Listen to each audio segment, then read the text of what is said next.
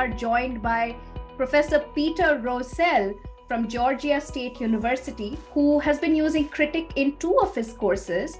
He teaches chemistry. He has about 25 students in his courses. One of the course that he teaches is in an online setting, as well as the other course that he teaches is an in-person course. I've been a big advocate of what I call lateral learning, that students can learn sometimes more from each other interacting than they can sometimes from the instructor. Now, in an online, and particularly in an online environment, how do you get students to interact in a meaningful way? How do you get something where online students are putting pen to paper?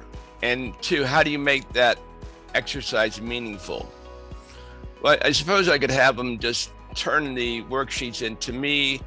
I could grade it and they'd get a score. But have I maximized the benefit of that worksheet in terms of their learning? And maybe a good student, if I gave them the answer key, might go back and reevaluate their worksheet. But now, putting it through Critic, I have students intently looking at their colleagues. And when you do that, you're more engaged and more involved with the worksheet. They may see things in their peers that they maybe omitted or forgot. And there's a chance now for online students to actually learn together. And I think in this way, I've maximized the potential in terms of preparing them for their upcoming assessments. And I would notice that the grading scores that I was coming up with very closely aligned with the scores that the students were coming up with on average.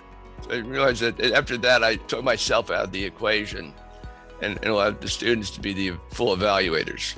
I think in an online class, the immediate benefit is, again, because you have, instead of having a series of separated students who are working by themselves alone, they're now part of a community.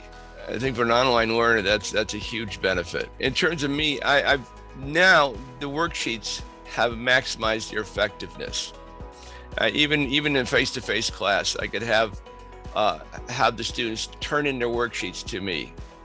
And I can grade them. And I can give them a score. I can give them a mark. Well, how much benefit in terms of their overall cognitive gains? Maybe I'll have a good student that will go piece by piece over his work and will notice the mistakes he or she made. Often you miss the mistakes you made yourself. But now, because they are going through that worksheet again and again and again, question by question, I believe I maximized the learning benefit of the worksheet. And that's something I couldn't do even in a face-to-face class. Then they would be assigned 4 students. I found that 4 was a good number. I didn't want to overwhelm them with a lot of work. Online students are typically students who have a lot of other things going on. They may be working, they may be parents. There's a lot of stuff going on in their life. But if you go under 4, it's not meaningful. You really need to be viable as a number. You really need to have at least 4 evaluators. So I stuck with the number 4. And after that, they would give each other feedback, and I would do it based on a rubric. I would go through each question. I'd say, here's what to look for in the question.